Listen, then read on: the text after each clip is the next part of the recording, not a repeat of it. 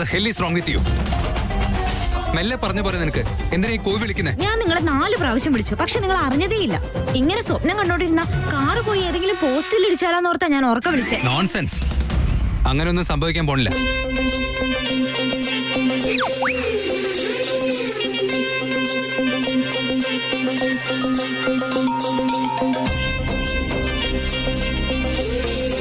വിശക്കുന്നുണ്ടോ നിനക്ക്?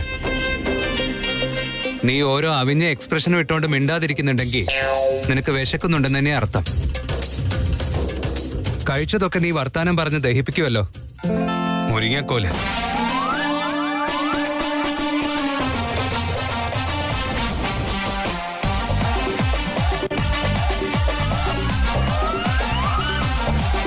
തമാശയെ പറഞ്ഞാടോ മരക്കഴുതേ. ഇതും കേട്ട് നാളെ തൊട്ട് നീ ജിമ്മിലേക്കൊന്നും വരണ്ട. നീ ഇപ്പോൾ ഉള്ള എങ്ങനെയാണോ അതുപോലെ തന്നെ നല്ലത്.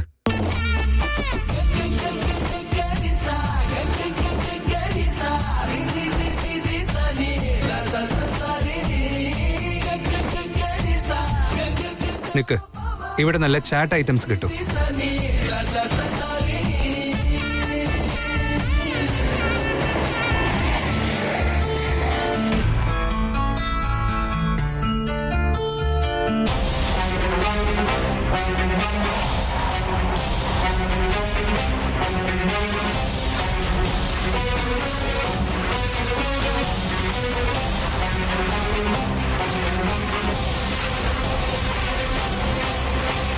അമ്മ പാനിപ്പൂരി ഉണ്ടാക്കിക്കൊണ്ടിരിക്കുവാണല്ലോ.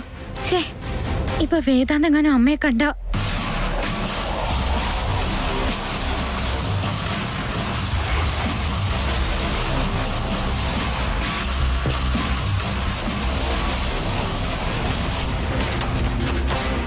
വേദാൻ, എന്താടി നീ എന്തിനാ കോഴി വിളിക്കുന്നേ?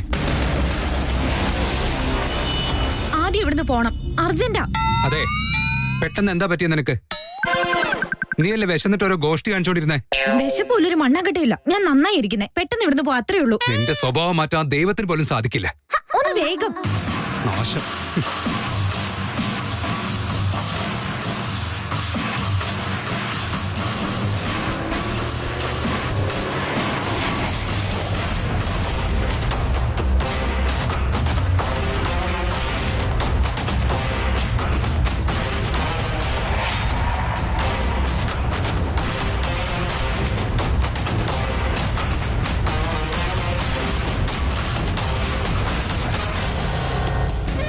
വിക്കി വിട്ടെ, എന്തിനാ ഇതൊക്കെ ചെയ്യുന്നത്?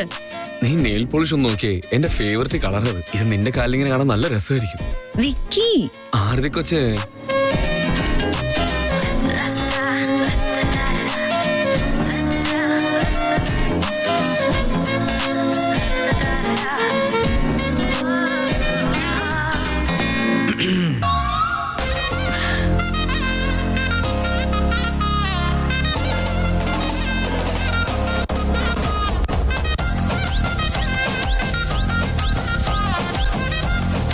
അകത്തേക്ക് വന്നോട്ടെ.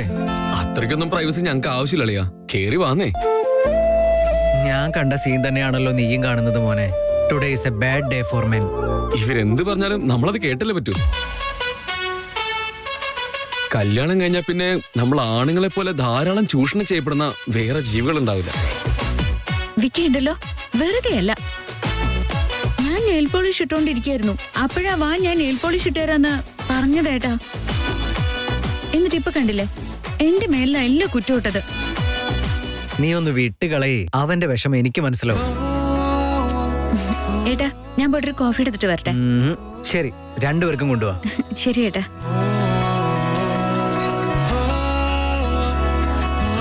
നിനക്ക് ഏത് സമയവും നിന്റെ ഭാര്യയെ പറ്റി മാത്രം വിചാരമുള്ളോ? നമ്മുടെ കമ്പനിയെ പറ്റി വല്ല വിചാരമുണ്ടോ? നിങ്ങളും ചേട്ടൻ സംസാരിക്കുന്ന പോലെ സംസാരിക്കാനുള്ളയാ. കമ്പനിയുടെ കാര്യങ്ങളൊക്കെ നന്നായിട്ട് തന്നെ നടന്നോളൂ. എനിക്കിപ്പോ അങ്ങനെ ടെൻഷനില്ല. നമ്മുടെ കമ്പനി കാണാനായിട്ട് നാളെ കുറച്ച് പേര് വരുന്നുണ്ടെന്ന്. അയ്യോ അളിയാ, എന്നോട് പറഞ്ഞില്ലല്ലോ. അത് പറയാൻ വേണ്ടിയാ ഞാനിങ്ങോട്ട് നേരിട്ട് വന്നത്. This is your big deal. ഈ ബിഗ് ഡീൽ വന്നാൽ തന്നെ ഞാനെന്ത് ചെയ്യാനളിയാ? പ്രസന്റേഷൻ ഒക്കെ ഞാൻ റെഡിയാക്കിയിട്ടുണ്ട്. ഞാനത് നിനക്ക് ഫോർവേഡ് ചെയ്യും. അതൊരു പ്രാവശ്യം നോക്കിയിട്ട് റെഡി ആവാ, അത്രേ ഉള്ളൂ. അല്ല, അളിയൻ അവിടെ ഉള്ളപ്പോ ഞാൻ എന്താ ചെയ്യണ്ടേ? അല്ല അളിയ, നിന്റെ ചേട്ടൻ പറഞ്ഞിട്ടുണ്ട് എല്ലാം നിന്നെ കൊണ്ട് തന്നെ നോക്കിക്കണോ. ഇത് മോശമല്ല അളിയാ. എനിക്ക് എന്ത് എക്സ്പീരിയൻസ് ഇതിനകത്തുള്ളേ? എക്സ്പീരിയൻസ് എന്ന് പറയുന്നതേ പൊട്ടി വീഴുന്നതല്ല, അത് ജോലി ചെയ്താൽ മാത്രമേ വരുള്ളൂ. എനിക്ക് ഈ കല്യാണം കഴിഞ്ഞതിന് ശേഷം റെസ്പോൺസിബിലിറ്റി എന്നുള്ള സാധനം ഉണ്ടോന്നറിയാൻ എന്റെ ചേട്ടൻ ഉണ്ടാക്കിയ പ്ലാനാണ് ഇതൊക്കെ. അവരൊരാളില്ലായിരുന്നെങ്കിലുണ്ടല്ലോ നീ വെറും ഒരു കുഴിമഴിയനായിരുന്നു പോയനെ. നിന്റെ ചേട്ടൻ നല്ല പണി തരുന്നതിന്. ശരി, എന്തെങ്കിലും ഒന്നും ചെയ്തേക്കാം. പക്ഷേ നിങ്ങൾ ഹെൽപ്പ് ചെയ്യേണ്ടി വരും. അതിനൊന്നും കുഴപ്പമില്ല, നീ അതോടത്ത് ടെൻഷൻ ആവണ്ട.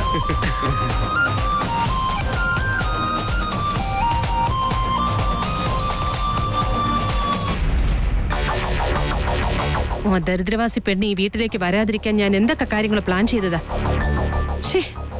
പക്ഷെ ഞാൻ വിചാരിച്ച പോലെ ഒന്നും നടന്നില്ല. ഇപ്പൊ അവളുടെ അനിയത്തിയുടെ കൂടെ വേദാന്ത് ഭർത്താവായിട്ട് നാടകം കളിക്കാൻ പോയിരിക്കുന്നു. ഇങ്ങനെ ഭ്രാന്ത് കാണിക്കാൻ ഇവനെന്താ ബുദ്ധിയില്ലേ?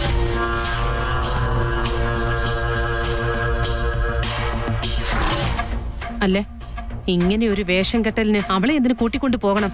നോൺസെൻസ്. ഈ വീട്ടില് എന്തൊക്കെയാ നടക്കുന്നത്? ഈ സുഹാസിന്റെ പേര് കേട്ടാൽ തന്നെ ഈ വീട്ടിൽ എല്ലാവരും ഭയന്ന് വിറയ്ക്കുമായിരുന്നു. വീട്ടിൽ മാത്രമല്ല, സമൂഹത്തിലും എല്ലാവരും എനിക്കൊരു ബഹുമാനം തന്നിരുന്നതാ. എന്നിട്ടിപ്പൊ എന്തായി? എന്റെ 2 മക്കളും ഇപ്പോ ഒരു കൺട്രോളും ഇല്ലാതെ കണ്ട പെണ്ണുങ്ങളുടെ താളത്തിനനുസരിച്ച് തുള്ളിക്കൊണ്ടിരിക്കുക. ഇവനൊന്നും ഒരു നാണോ മാനോ ഇല്ലേ? പക്ഷെ ഈ കളികൾ അധികം മുന്നോട്ട് പോകാൻ ഞാൻ സമ്മതിക്കില്ല. എല്ലാം ഞാൻ മാറ്റിമറിക്കും. എനിക്കത് ചെയ്തേ പറ്റും. പ്രണയം നല്ല കാര്യമാണ്. നല്ല കാര്യത്തിനും കെട്ട കാര്യത്തിനും വേണ്ടി എന്തൊക്കെ സമരം നടന്നാലും ലാസ്റ്റിൽ എല്ലാം നല്ലതിന് വേണ്ടിയേ സംഭവിക്കുള്ളൂ.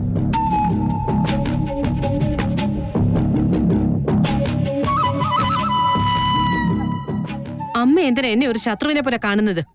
ഞാൻ ഇപ്പോഴും നിന്റെ മിത്രം തന്നെയാണ്, അതുകൊണ്ടാണ് ഇങ്ങനെ പറഞ്ഞത്. എന്നാലും നിന്റെ മനസ്സില് പണം ഒരു വിഷയമായിട്ട് ശത്രുത്വം ഉണ്ടായല്ലോ. ആദ്യം അത് അവസാനിപ്പിക്കുക. കാര്യമറിയാതെ സംസാരിക്കരുത്. ഈ വീട് നടത്തിക്കൊണ്ടു പോകുന്നത് ഞാന്. എന്റെ മരുമകൾ എങ്ങനെയായിരിക്കണം, എന്റെ മക്കളുടെ ജീവിതം എങ്ങനെ മുന്നോട്ട് പോകണമെന്നൊക്കെ ഞാൻ തീരുമാനിച്ചു കഴിഞ്ഞു. നിന്റെ അമ്മ എന്ന നിലയിൽ ഞാനൊരു കാര്യം പറയാം. നീ ചെയ്തതെല്ലാം ഞാൻ കണ്ടായിരുന്നു. നിന്റെ കുതന്ത്രം കൊണ്ടല്ലേ വേദാന്തും സാഹിത്യമായിട്ടുള്ള എൻഗേജ്മെന്റ് അർജന്റായിട്ട് നടന്നത്. അതിന്റെ ആവശ്യമുണ്ടായിരുന്നു, അത് ചെയ്തു. അമ്മയ്ക്ക് ഇതിനെക്കുറിച്ച് അറിയാമായിരുന്നുണ്ടെങ്കിൽ അതിന് പാര വെക്കുമായിരുന്നു എന്ന് എനിക്കറിയാം. ഈ സീരിയലിലൊക്കെ കാണാറില്ലേ, വില്ലന്മാരൊരു 100 പ്ലാനൊക്കെ കൊണ്ടുവന്നാലും എല്ലാം പാഴായി പോയിട്ട് ഹീറോയിൻ ജയിക്കുന്നത്. ഹീറോയിൻ എന്ന അമ്മ ആരെ ഉദ്ദേശിച്ച ഈ പറയുന്നത്? ഇത് ഞാൻ എനിക്ക് വേണ്ടി കഷ്ടപ്പെട്ട് ഉയർത്തിക്കൊണ്ടുവന്ന എന്റെ സാമ്രാജ്യം. വേദാന്ത് എന്റെ നിഴലിൽ വളർന്നു വന്നൊരു രാജകുമാരന്.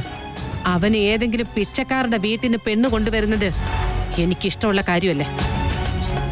എന്റെ ഇഷ്ടം മാത്രമേ ഇവിടെ നടക്കൂ. അതെല്ലാം നല്ലതല്ല സുഹാസിനി.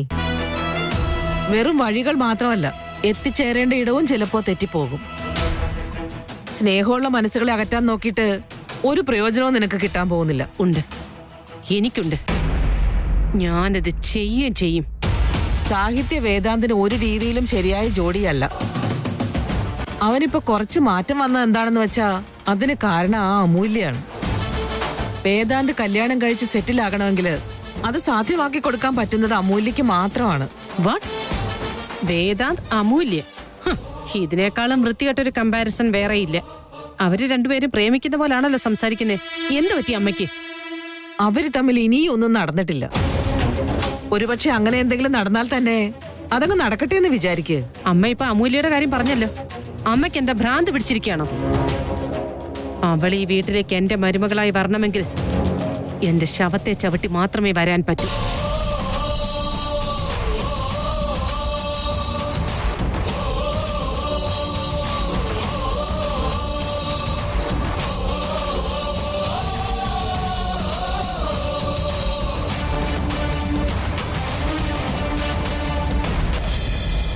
അമ്മ എന്തിനാ ഈ പാനിപ്പൂരി ഉണ്ടാക്കുന്നേ? ഇത് സത്യമാണോ? അതോ ആരെങ്കിലും ഹെൽപ്പ് ചെയ്യാൻ വേണ്ടിയാണോ അവിടെ പോയി നിൽക്കുന്നേ?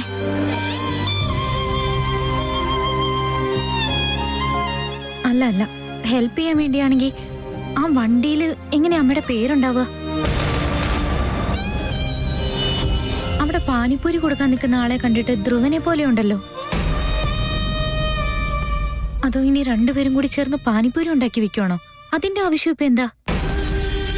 ഇവിടെ എനിക്ക് മനസ്സിലാക്കാനേ പറ്റുന്നില്ലല്ലോ. ഇത്ര നേരം കുഴപ്പമൊന്നുമില്ലായിരുന്നോ? ഇപ്പൊ പെട്ടെന്ന് എന്താ പറ്റിയേ? അമൂല്യ, are you okay? എന്താ പറ്റിയത്? Are you okay? ഓക്കെ. നീ ഇവിടെ ഇറങ്ങാണോ അതോ ഞാൻ വീട്ടിൽ ഡ്രോപ്പ് ചെയ്യണോ? വേണ്ട വേണ്ട, ഞാനിവിടെ ഇറങ്ങിക്കോളാം.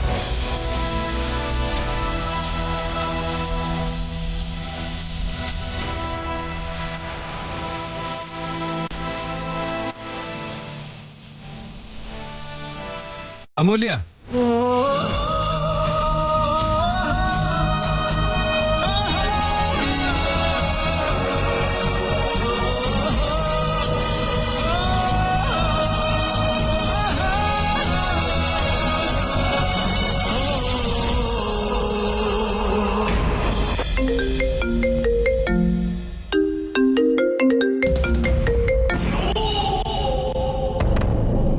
സാഹിത്യോ? ഈ സാഹിത്യം കുറച്ച് ഓവറാവുന്നുണ്ട്. എനിക്കിപ്പോ ഒരു സമാധാനവും തരുന്നില്ല. ഈ ഡ്രാമ എൻഡ് ചെയ്യേണ്ട സമയമായിട്ടുണ്ട്. ഇനി ഞാൻ വെറുതെ ഇരിക്കില്ല.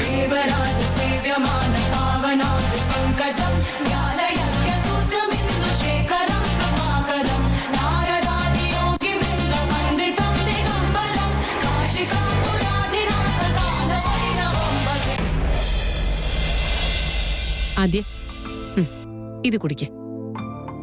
അമ്മേ, എന്താ അമ്മ ഇത്? ഇങ്ങനത്തെ ജ്യൂസൊന്നും എനിക്ക് ഇഷ്ടമല്ല. ആദ്യ കൊച്ചുകുട്ടികളെ പോലെ ആവല്ലേ. ഇതേ പച്ചമരുന്ന് കൊണ്ടുണ്ടാക്കിയ ജ്യൂസാ. ഇത് കുടിക്കുന്നതേ ആരോഗ്യത്തിന് വളരെ നല്ലതാ. കുടിക്കുമ്പോ ചെറിയൊരു കയ്പ് തോന്നുമായിരിക്കും. കുടിക്ക്. ഗർഭിണികൾ ഇത് കഴിക്കുന്നത് വളരെ നല്ലതാ. നിന്റെ വയറ്റിലുള്ള കുഞ്ഞിനും ഇത് വളരെ ഗുണം ചെയ്യും. ഇത് കാണുമ്പോ തന്നെ എന്റെ ബോധം പോകുന്നുണ്ടമ്മ. ഇത് കാണുമ്പോ ഛർദിക്കാൻ വരെ തോന്നുന്നു. വെറുതെ എന്തിനാ ഫോഴ്സ് ചെയ്യുന്നേ? ആദ്യ, ഞാൻ എപ്പോഴെങ്കിലും നിന്നെ ഫോഴ്സ് ചെയ്യാറുണ്ടോ? നോക്ക്, ഇപ്പൊ നീ പ്രഗ്നന്റ് ആണ്. അതുകൊണ്ട് ശരിക്കും കെയർ എടുത്തേ പറ്റുള്ളൂ. ഇത് ആരോഗ്യമൊന്നുമല്ല, ടോർച്ചർ തന്നെയാ. നോക്ക്, വായിക്ക് കയ്പ് തോന്നുന്നത് എന്താണെങ്കിലും അത് വയറിന് വളരെ നല്ലതായിരിക്കും. ഇത് നിന്റെ മുത്തശ്ശിയുടെ മരുന്നാ. പിടിക്ക്, കുടിക്ക്.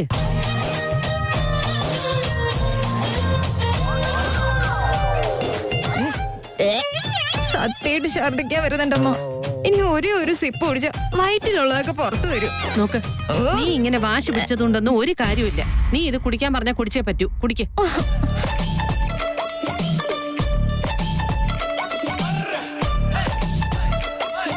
ചേട്ടാ, ആദ്യ നിക്ക്. ചേട്ടാ, സൂപ്പർ ആയിട്ടുണ്ട് ഈ മേക്കപ്പ്. നീ എന്തിനാ മോളെ ഓടി വരുന്നേ?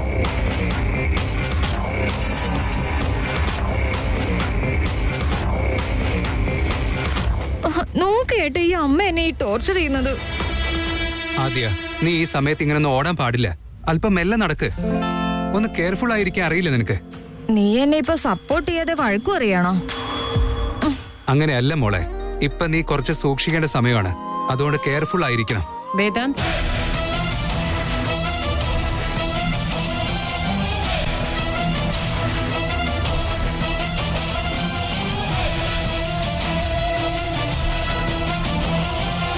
അമ്മേ, ഞാൻ പോയിട്ടൊന്ന് ഫ്രഷ് ആയിട്ട് വരാമേ.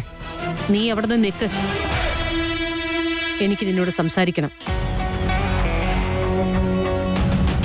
നീ എന്താ ഇങ്ങനെ ഇരിക്കുന്നത്? ഈ വേഷം എന്താണെന്നൊക്കെ ഒരു കാര്യവും ഞാൻ നിന്നോട് ചോദിക്കാൻ വരുന്നില്ലേ.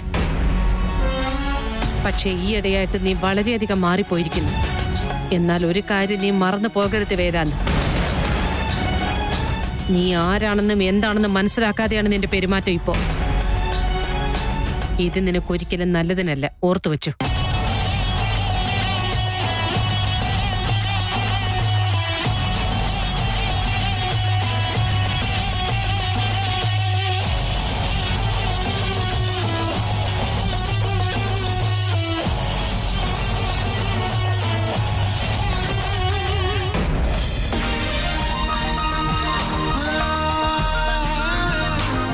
ആ കണ്ണ വെച്ചു.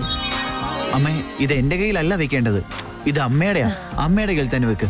അങ്ങനെയൊന്നും അല്ല മോനെ. നീ എനിക്ക് വേണ്ടി എന്തെല്ലാം സഹായങ്ങൾ ചെയ്തു, എത്രത്തോളം കഷ്ടപ്പെട്ടു നീ.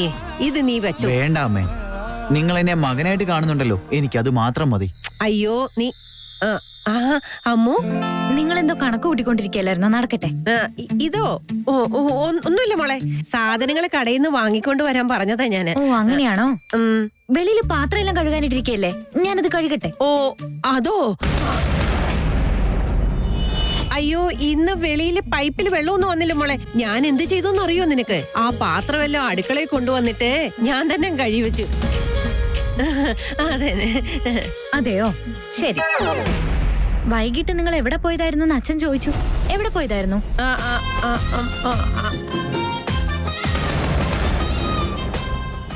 അത് അവിടുത്തെ അമ്പലത്തിലേ വിശേഷാൽ എന്തോ പൂജയുണ്ടെന്ന് പറഞ്ഞു. അവിടുത്തെ ആ രാജേശ്വരി ഉണ്ടല്ലോ, അവളോട് വരുന്നുണ്ടോന്ന് ചോദിക്കാൻ പോയതാ, അത്രേ ഉള്ളൂ. ഓ, ആ അമ്പലത്തിന്റെ അടുത്ത് പാനിപ്പൂരി ഉണ്ടാക്കുന്നില്ലേ, അവിടെ പോയതാണോ?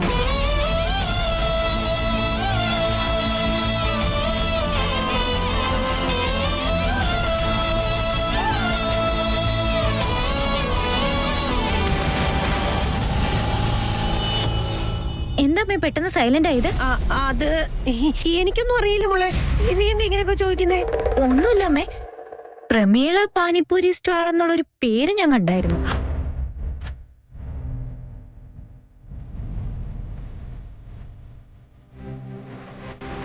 അത് മാത്രല്ല, അമ്മയെ പോലെ ഒരാൾ അവിടെ പാനിപ്പൂരി ഉണ്ടാക്കുന്നുണ്ടായിരുന്നു.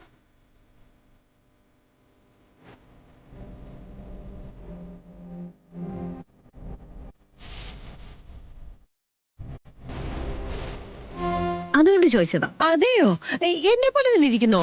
ഇനി എത്ര കള്ളം പറയാമേ?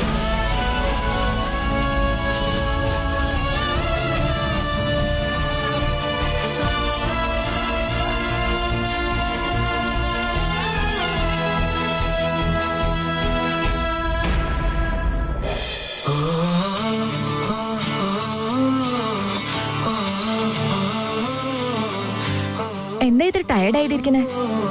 ടയേർഡോ?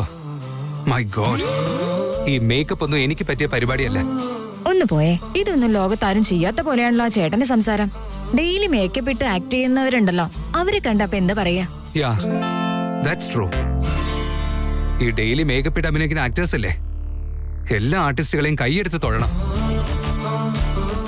ഞാൻ ഒരു ദിവസത്തെ വേഷം കെട്ടിയപ്പോ തന്നെ ക്ഷീണിച്ചു പോയി. ചുമ്മാ നോണ പറയല്ലേ, നിനക്ക് അത്രയ്ക്ക് ക്ഷീണമൊന്നും ആയിട്ടില്ല. എന്നാരാ പറഞ്ഞത്? എന്താന്ന് വെച്ചാ നമ്മുടെ എനർജി ബൂസ്റ്റർ കൂടി ഉണ്ടായിരുന്നല്ലോ, നമ്മുടെ അമൂല്യ.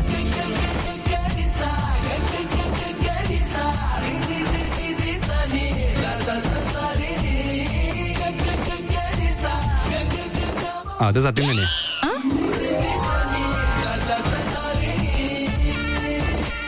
സോറി, നീ ഇപ്പൊ എന്താ പറഞ്ഞേ? ഒന്നുമില്ല, വിട്ടേക്ക്.